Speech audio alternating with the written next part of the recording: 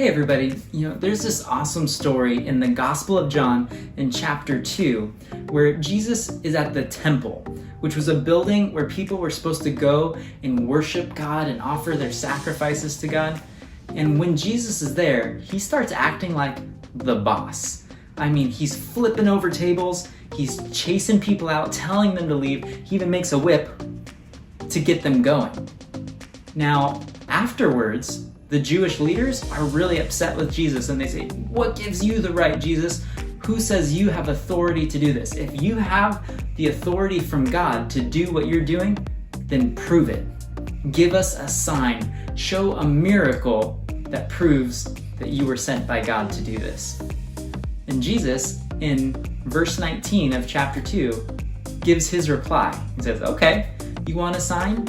Destroy this temple, and in 3 days, I'll raise it up." Immediately, everybody there is thinking that Jesus is talking about the temple, that big building that took 46 years to build. And they say, "There's no way that you can rebuild this that took 46 years to build in the first place." But what they didn't realize in the moment was that Jesus wasn't talking about that building.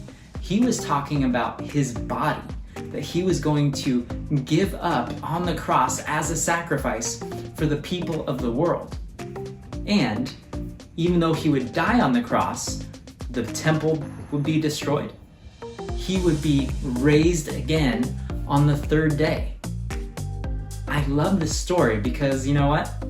Jesus did what he said he was going to do. He gave them a sign. He showed a miracle that proved that he had the authority from God. And he also showed that he knew exactly what he was doing. He had planned to go to the cross. He knew he would have to die, and he knew that he would come back to life. He would raise again on the third day.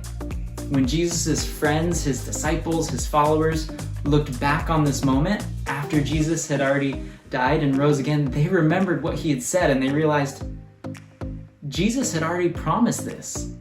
God's word had already promised this. And God, Jesus, they keep their promises. So a couple awesome takeaways from this story is one, Jesus is in charge. He is the boss. He has the authority for our lives. He can do what he says he's going to do. And anytime God makes a promise, you can bet he's going to fulfill that promise. So be encouraged, my friends. Stay awesome. I'll see you next time.